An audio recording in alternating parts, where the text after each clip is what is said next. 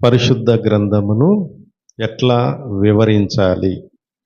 ఉద్దేశం ఏంటంటే బైబిల్ని చదవటము, చదివిన దానికి విధేయత చూపటము, విధేయత దేనికైతే చూపించామో దాన్ని మనం బయటికెళ్ళి మనుషులతోటి దేవుని వాక్యాన్ని పంచుకోవాలి. అంటే బైబిల్ ఎట్లా చదవాలి? ఇప్పుడు బైబిల్ అర్థమైతే ఏదైతే అర్థమైందో దానికి విధేయత చూపించగలుగుతాం. అర్థం కాకపోతే మనకేం తెలియదు. కాబట్టి బైబిల్ని మామూలుగా నామకార్థంగా చదవటం ఉంటుంది, లేకపోతే ఇది చదవాలి కాబట్టి చదువుదాము, రోజు చదివితే మంచి జరిగిద్ది అని చదివేవాళ్ళు కొంతమంది. అయితే బైబిల్ని ఎందుకు చదివి అర్థం చేసుకోవాలి అంటే, మానవ జాతికి సంబంధించి, ప్రతి వ్యక్తికి సంబంధించి జీవము, జీవితము, భవిష్యత్తు, జీవితానికి సంబంధించినటువంటి ప్రతి విషయం బైబిల్లో ఉంది. మరణానికి ముందు మన జీవితం ఏంటి అంటే, బ్రతికున్నప్పుడు మన జీవితం ఏంటి, చనిపోయిన తర్వాత మన జీవితం ఏంటి, దానికి సంబంధించిన ప్రతి విషయం కూడా బైబిల్లో దేవుడు రాసి మనకు అందించాడు. అది ముఖ్యమైంది. మనం దీవించబడాలి అంటే ఏ విధంగా నడుచుకుంటే మనం దీవించబడతాము, మనం దరిద్రులం అవుతున్నాము అంటే దానికి కారణాలేంటి అనేది కూడా బైబిల్లో ఉంది. అంటే ప్రతి విషయం మనిషి జీవితానికి సంబంధించి, సృష్టికి సంబంధించి, పరలోకానికి సంబంధించి, అట్లాగనే నరకానికి సంబంధించి కూడా ప్రతి విషయం బైబిల్లో ఉంది. లోకంలో మనకి ఏది అర్థమైనా అర్థం కాకపోయినా పెద్ద నష్టమేం లేదు. కానీ బైబిల్ గనక మనం అర్థం చేసుకోలేకపోతే చాలా పెద్ద నష్టం మన జీవితానికి జరిగిద్ది. అంత నష్టం మన జీవితానికి జరిగితే దాన్ని మనం సరిచేసుకోగలమా అంటే సరిచేసుకోలేము. అందుకనే లాజరు ధనవంతుడు స్టోరీలో ధనవంతుడికి దేవుణ్ణి గురించి తెలుసు, కానీ తెలిసినప్పటికీ కూడా ఆ బైబిల్ ప్రమాణాల ప్రకారంగా ధనవంతుడు జీవించాడా అంటే జీవించలేదు. పాతాళంలో మంటల్లో కాలుతూ ఉన్నప్పుడు, వేదన పడుతూ ఉన్నప్పుడు కొన్ని ప్రశ్నలకి పరదేశి నుండి అబ్రహాం సమాధానం ఇస్తూ తన అన్నల గురించి, ధనవంతుని యొక్క అన్నల గురించి మాట్లాడినప్పుడు, భూమి మీద మోషేను ప్రవక్తల్లో ఉన్నారు, వారు చెప్పిన మాటలు వింటే చాలు, వాళ్ళు రక్షించబడతారనే సమాధానం ఇచ్చారు. అంటే ధనవంతుడి కాలంలో ప్రవక్తలు ఉన్నారు, అలాగే మోషే లాంటి గొప్ప వ్యక్తి ఉన్నాడు. అలాంటి గొప్పవాళ్ళు ఉన్నప్పటికీ కూడా వారి మాటలు వీరు తీసుకున్నారా అంటే తీసుకోలేదు. వారి జీవితానికి జరిగిన నష్టం, వారు పాతాళానికి వెళ్ళిన తర్వాత దాన్ని సరిచేసుకోవడానికి ప్రయత్నం చేస్తే అక్కడ పరదేశి నుండి ఏం సమాధానం వచ్చింది అంటే మరొక అవకాశం లేదు అన్నట్లుగా సమాధానం వచ్చింది. ప్రేమించే దేవుడు పాతాళానికి వెళ్ళిన తర్వాత, అంటే ఒక వ్యక్తి చనిపోయి పాతాళానికి వెళ్ళిన తర్వాత ఆ ప్రేమను చూపిస్తాడా అంటే చూపించడు. బ్రతికున్నప్పుడే చూపిస్తాడు.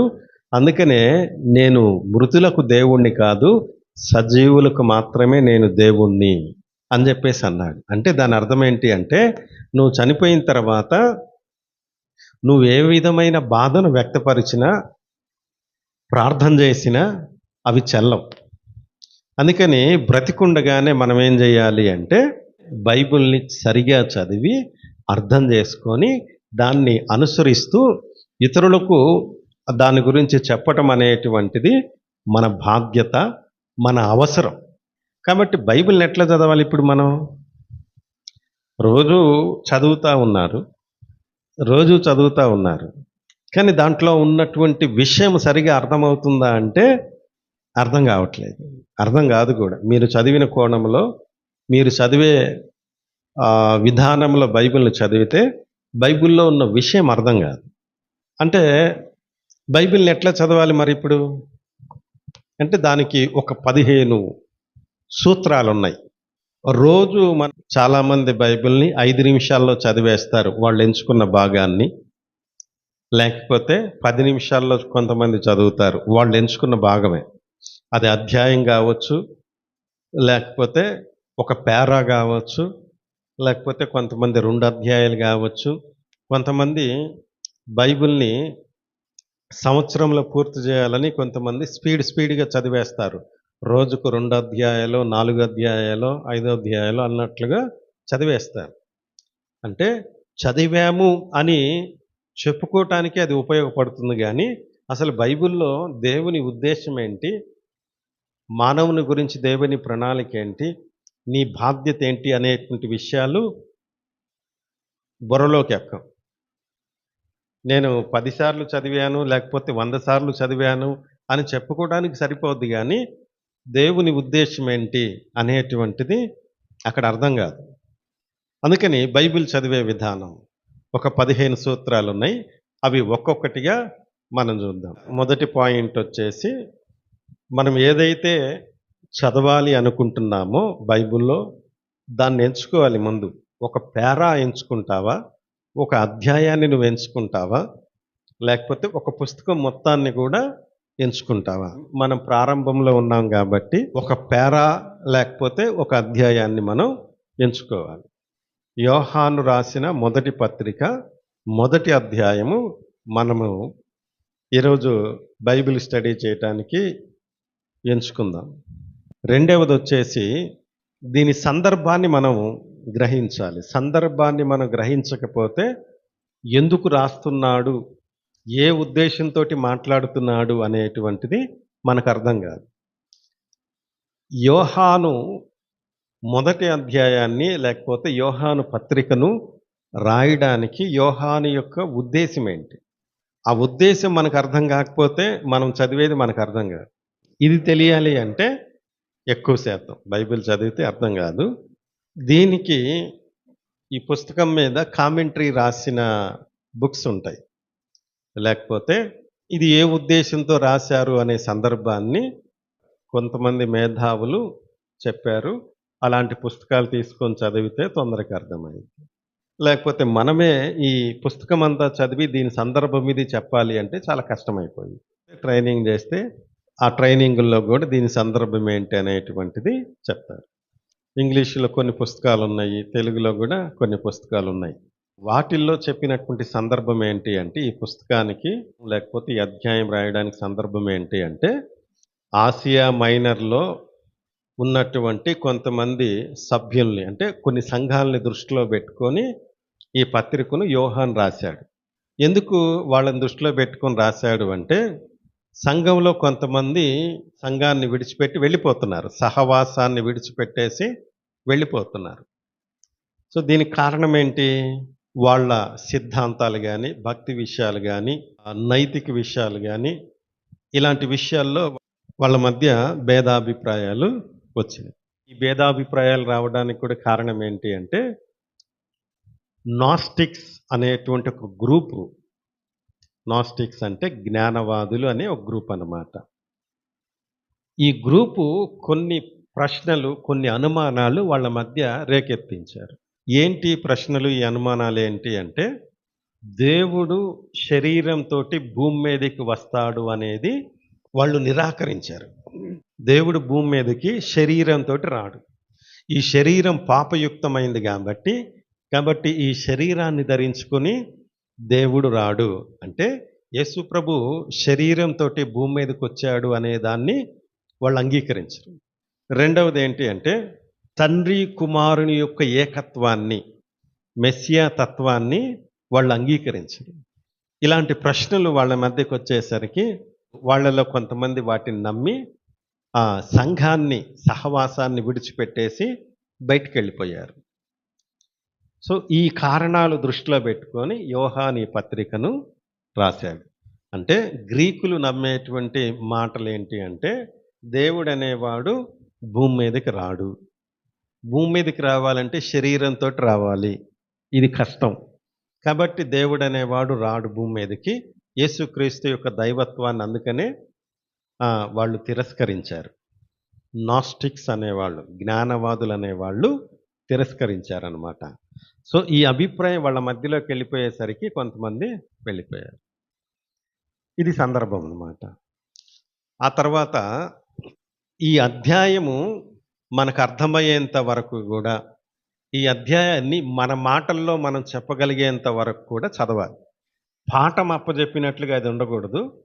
సో, మనం ఒక కథ చెప్పినట్లుగా, సింపుల్‌గా అర్థమయ్యే విధంగా, మనం చెప్పగలిగే విధంగా మనకు అర్థం గావాలి. అర్థం గావాలంటే ఆహ్, ఒక 5 సార్లు, కనీసం 5 సార్లు చదవాలి. కొంతమందికి 5 సార్లు చదివినా అర్థం కాదు గాబట్టి, ఇంకొంచెం సేపు అర్థమయ్యేంత వరకు కూడా చదవాలి. చదవండి మీరు. ఇప్పుడు ప్రస్తుతానికి రైట్. దీంట్లో ఏం జెప్పాడనే విషయాన్ని సొంత మాటల్లో చదివిన తర్వాత చెప్పాలి. సో, ఏం జెప్పాడు? దీంట్లో కంటెంట్ ఏంటి? అంటే నేను జెప్తాను వినండి. యేసు ప్రభు శిష్యుడైనటువంటి యోహాను మన సంతోషం పరిపూర్ణం కావాలి అంటే అనే మాట చెప్తున్నాడు. మన సంతోషము పరిపూర్ణం కావాలి అనే మాట ఎవరితో చెప్తున్నాడు? ఆసియా మైనర్‌లో ఉన్నటువంటి సంఘాల్లో ఉన్నటువంటి సంఘ సభ్యులతోటి చెప్తా ఉన్నాడు. మన సంతోషం పరిపూర్ణం కావాలి అంటే మాతో కూడా మీకు సహవాసం, తండ్రి యొద్ద నుండి ప్రత్యక్షమైనటువంటి ఆ నిత్య జీవంతో కలగాలి. తండ్రి దగ్గర నుంచి నిత్య జీవము ప్రత్యక్షమైంది. ఆ నిత్య జీవంతోటి సహవాసం కలగాలి. ఆ నిత్య జీవం ఎక్కడి నుంచి ప్రత్యక్షమైందంటే తండ్రి దగ్గర నుంచి ప్రత్యక్షమైంది. మాకు సహవాసం ఉంది. మీకు కూడా సహవాసం గావాలి. ఎందుకు సహవాసం గావాలంటే మీ సంతోషం పరిపూర్ణం గావాలి.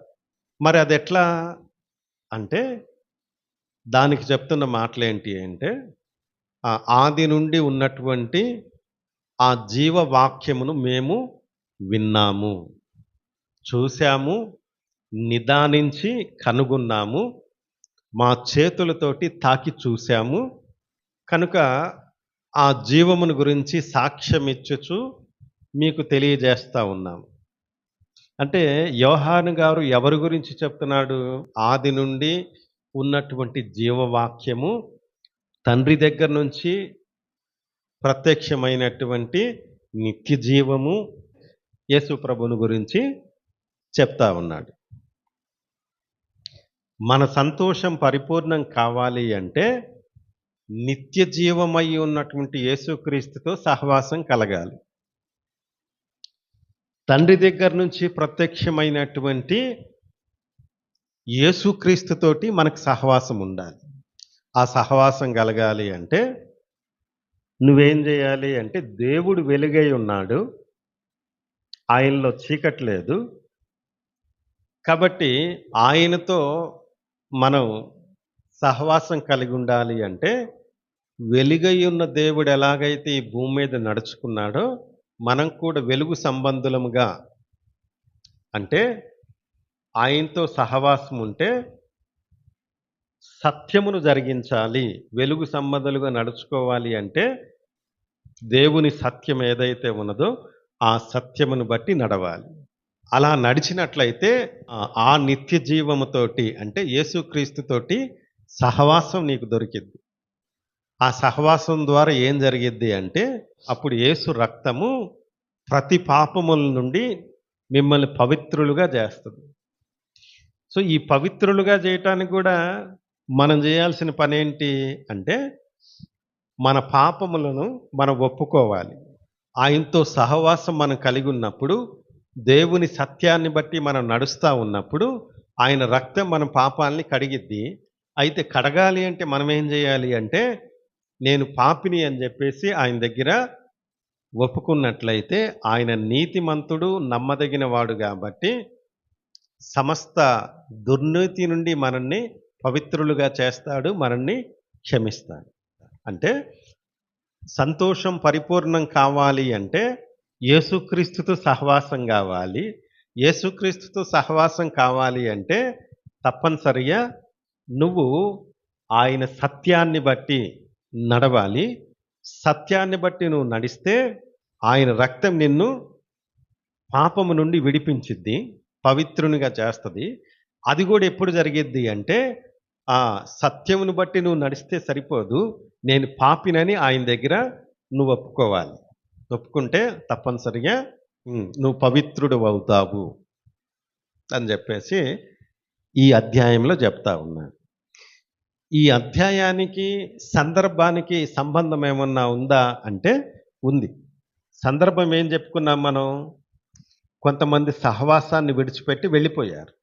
ఎందుకు వెళ్ళిపోయారు అంటే, తండ్రితో యేసుక్రీస్తుకి ఉన్న సంబంధాన్ని వాళ్ళు వ్యతిరేకించారు.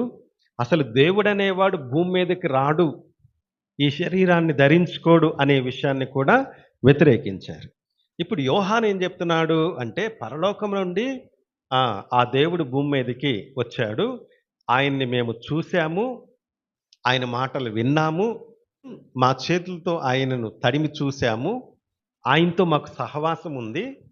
మీకు కూడా సహవాసం దొరికితే మీరు పవిత్రులవుతారు. ఆ పవిత్రులు కూడా ఎట్లా అవుతారు అంటే, సత్యాన్ని బట్టి నడవాలి.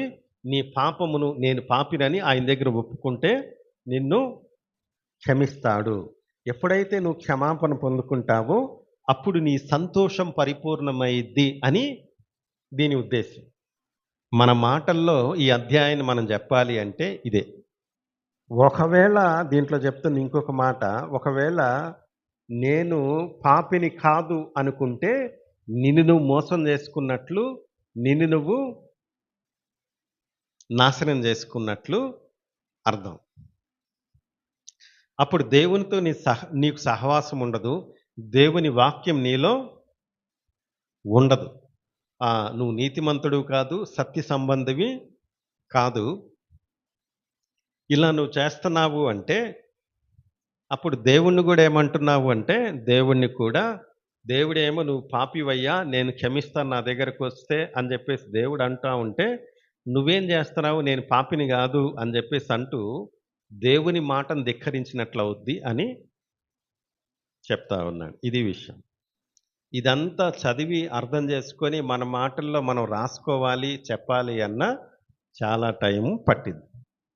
ఈ విధంగా బైబిల్ని చదవటానికి, అర్థం చేసుకోవడానికి ప్రయత్నం చేస్తే కొంతకాలానికి బైబిల్ అంతా కూడా నీ మైండ్లోకి వచ్చేస్తుంది. అంటే మనం చదవటం ఎట్లా ఉంటుందంటే, తాబేలు నడిచినట్లుగా ఉంటుంది. ఇది వద్దు అనుకుంటే సంవత్సరానికి ఒకసారి నేను పూర్తి చేశాను బైబిల్ అని చెప్పుకోవాలి అంటే కుందేలు పరిగెత్తినట్లుగా ఉంటుంది కానీ బైబిల్ అర్థమయ్యిద్దా అంటే అర్థం కాదు. ఈ స్టోరీలో గమనించినట్లయితే కుందేలు అంతసేటు పరిగెత్తినా కానీ ఆ కంక్లూజన్లో కుందేలు ఓడిపోయినట్లుగా చెప్తారు, తాబేలే గెలిచినట్లుగా చెప్తారు. అట్లాగనే మన బైబిల్ కూడా ఈ విధంగా చదవటం అలవాటు చేసుకోగలిగితే తప్పనిసరిగా మన జీవితాన్ని మార్చేసిద్ది. బైబిల్ యొక్క అవగాహన కూడా మనకు బాగా వస్తుంది. 5వ ప్రశ్న, ఈ అధ్యాయంలో ప్రాముఖ్యంగా ప్రస్తావించినటువంటి విషయాలేంటి? ప్రాముఖ్యంగా చెప్పిన విషయాలు, సహవాసం అనే మాటను గురించి చెప్పాడు, ఇంకా పాప క్షమాపణ గురించి చెప్పాడు, సత్యమును గురించి చెప్పాడు, మోసం అనే దాని గురించి ప్రస్తావించాడు, పాపము అనే దాని గురించి, జీవము అనే దాని గురించి, ఇట్లా కొన్ని విషయాలు ప్రస్తావించుకొచ్చాడనమాట. 6వ ప్రశ్న, ఈ అధ్యాయంలో ప్రాముఖ్యమైన వ్యక్తులు ఎవరు? ఈ అధ్యాయంలో ఎంతమంది ఉన్నారు? ఎవరి గురించిన ప్రస్తావన ఉంది? ఈ అధ్యాయం రాసేటప్పుడు ఈ అధ్యాయం గురించి ఆలోచన చేస్తే యోహాను ఒక్కడే రాసినట్లుగా ఉంది కానీ ఆయన చుట్టూ ఎంతమంది ఉన్నారనేది తెలియదు. కానీ ఎవరిని దృష్టిలో పెట్టుకొని రాశాడు ఇది అంటే, ఆసియా మైనర్లో ఉన్నటువంటి సంఘ సభ్యుల్ని దృష్టిలో పెట్టుకున్నాడు. అట్లాగనే తండ్రి అయిన దేవుని దృష్టిలో పెట్టుకున్నాడు. యేసు ప్రభువుని దృష్టిలో పెట్టుకొని రాశాడు. 7వ ప్రశ్న, ఈ అధ్యాయంలో ఏదైనా నిన్ను ఆలోచింపజేసిందా? ఎందుకు ఆలోచింపజేసింది? అంటే ఆలోచింపజేసేటువంటి మాటలు కూడా కొన్ని ఉండొచ్చు మనం చదివేటం. సో దీంట్లో చూస్తే ఆలోచింపజేసింది అంటే, ఇది నేను చెప్పుకుంటూ వెళ్తున్నాను. దాని ఉద్దేశం ఏంటి అంటే, వీడియో కూడా ఎందుకు చేస్తున్నాను అంటే తర్వాత మరలా చూసి అర్థం చేసుకోవడానికి బాగుంటుందని చెప్పేసి ముందు చెప్పుకుంటూ వెళ్ళిపోతున్నాను. సో దీంట్లో ఆలోచింపజేసేటువంటి భాగం ఏంటి అంటే, ఒకటో వచనం. ఎందుకు ఆలోచింపజేసింది? దీనికి కారణం ఏంటి? అంటే తిమోతికి రాసిన మొదటి పత్రిక 6వ అధ్యాయం 16వ వచనం చదవండి. అంటే ఇక్కడేం రాశాడు అంటే, సమీపింపరాని తేజస్సులో నివసించేటువంటి దేవుడు మనుషులకి ఎలాంటి అవకాశం ఇచ్చాడు అంటే, ఆయనను కన్నులారా చూడటానికి, నిదానించి కనుగొనడానికి, చేతితో టచ్ చేసి తాకి చూడటానికి అవకాశం ఇచ్చాడు. అంటే దేవుణ్ణి మనం చూడగలమా అంటే చూడలేం. దేవుణ్ణి ఆహ్, తాకి చూడగలమంటే లేదు. అలాంటి శక్తిమంతుడైనటువంటి దేవుడు ఏం జేశాడు అంటే, మన కోసం మనిషిగా భూమి మీదకొచ్చి, మనం చూడటానికి, మనం ఆయనతో మాట్లాడడానికి, టచ్ చేయటానికి అవకాశం ఇచ్చాడు. ఇది ఆలోచింపజేసేది. 8వ ప్రశ్న. ఈ స్టోరీ చదివేటప్పుడు అర్థం జేసుకోవడానికి కష్టంగా అనిపించినటువంటి వచనం గాని, భాగం గాని ఏమన్నా ఉందా? అంటే ఉంటది. జీవము ప్రత్యక్షమాయెను అనే మాటుంది. ప్రారంభంలో చదివేటప్పుడు జీవం ప్రత్యక్షమవటం అంటే జీవం ఎట్లా ప్రత్యక్షమైందనే ప్రశ్నొస్తది. కిందకు చదువుకుంటూ వస్తే ఆ జీవం ఎవరు అంటే యేసుక్రీస్తు అని అర్థమైంది. అందుకని కొంచెం కష్టం అనిపించింది మాట ఏంటి అంటే జీవము ప్రత్యక్షమవడం అనే మాట. 9వ ప్రశ్న. ప్రతి వచనము స్టడీ చేసి గ్రహించిన విషయాన్ని రాయాలి. దాంట్లో ప్రతి వచనము చదివి, ఆ వచనం ఏం చెప్తుంది, ఏం అర్థమైందనేది రాయాలన్నమాట. మొదటి వచనం చదవండి. దీన్ని చదివినప్పుడు ఏం రాయాలి మనం? జీవవాక్యమును గూర్చినది ఆది నుండి ఏది ఉన్నది? ఆదిలో ఏమున్నది? అసలు జీవము ఎవరికి అవసరం? దేనికి అవసరం? జంతువులకైనా, పక్షులకైనా, చెట్లకైనా జీవం అనేటువంటిది తప్పనిసరిగా ఉంటుంది. ఈ జీవం ఎట్లా వచ్చింది? ఈ జీవము ఆది నుండి, జీవవాక్యము ఆది నుండి ఉందంట. జీవవాక్యం ఆది నుండి ఉంది అంటే అర్థం ఏంటి? ఆదిలో దేవుడు ఈ జీవాన్ని ఎట్లా కలుగజేశాడు? సృష్టి క్రమములో జంతువులు గాని, పక్షులు గాని, చెట్లు గాని ఇవన్నిటిని గూడా ఆయన నోటి మాట చేత కలుగజేశాడు. ఆ అధ్యాయంలోనే చూస్తే రెండో అధ్యాయంలో వివరణ ఉంటుంది. మట్టితో మనిషిని చేసి నాసికారంధ్రాల్లో జీవవాయువును ఊదాడు. కలుగునుగాక అన్న దేవుడే మనిషి దగ్గరకొచ్చేసరికి తనలో నుండి జీవవాయువును ఊదాడు. మాట ద్వారా జంతువుల్ని, పక్షుల్ని సృష్టించినటువంటి దేవుడు, ఆయన మాటలో జీవముంది. ఆయన శ్వాసలో కూడా మనిషి బ్రతకడానికి కావలసిన జీవముంది. కాబట్టి ఇది ఆది నుండి ఉంది అని చెప్తున్నాడు యోహాను. ఆ ఆది నుండి ఉన్నటువంటి జీవవాక్యము అన్నాడు అంటే వాక్కు ఎవరు? పాత నిబంధనలో చూస్తే యెహోవా వాక్కు ప్రత్యక్షమాయెను అంటాడు. ప్రకటన గ్రంథంలోకెళితే 19వ అధ్యాయంలో వాక్యమను నామం ఆయనకున్నది అంటాడు. ఎవరీయన? అంటే యేసుక్రీస్తుని గురించే రాస్తా ఉన్నాడు. ఈ జీవవాక్యము ఆది నుండి ఉంది. మా కాలం వచ్చేసరికి మేము ఆయన స్వరాన్ని విన్నాము. ఆయన్ని కన్నులతో చూసాము. మా చేతులతోటి తాకాము అని చెప్తున్నాడు. అంటే ఒక్కొక్క వచనాన్ని చదివి ఈ విధంగా రాసుకోవాలి అని చెప్తున్నాడు. ఈ విధంగా గనక రాస్తే ఇక మన మైండ్‌లో నుంచి దేవుని వాక్యం అసలు చెరిగిపోదు. 10వ ప్రశ్న. ఈ భాగము దేవుని గురించి ఏం చెప్తుంది? ఈ అధ్యాయము దేవుని గురించి ఏం చెప్తుంది? దేవుడు పాపములు క్షమించేవాడు, దేవుడు జీవమై ఉన్నాడు అని చెప్తుంది. ఇట్లా ఇంకా మిగతావి కూడా రాసుకోవచ్చు. మానవుని గురించి ఈ అధ్యాయం ఏం చెప్తుంది? అంటే మానవుడు పాపి. మానవుడు దేవునితో సహవాసం చేయాలి అని చెప్తుంది. 12వ ప్రశ్న. ఈ అధ్యాయం యొక్క సారాంశాన్ని ఒక 2, 3 లైన్‌లలో రాయాలి. పాపి అయిన మనిషి పరిశుద్ధుడైన దేవునితో సహవాసం చేసి, పరిశుద్ధంగా నడిచి, క్షమించే దేవుణ్ణి, నేను పాపిని నన్ను క్షమించు అని అడిగితే తప్పక క్షమిస్తాడు, నిత్య జీవాన్నిస్తాడు. ఇది సారాంశం దాంట్లో. సో, 13 వచ్చేసి మీరు గ్రహించిన విషయాన్ని మీ జీవితానికి అన్వయించుకోదగినటువంటిది ఏంటిదసలు? మనమంతా చదివాము, చివరకొచ్చాము. అన్వయము ఏంటిది అంటే, మొదట ప్రతి మనిషి అంటే చదివేవాడు నేను పాపినని గ్రహించాలి.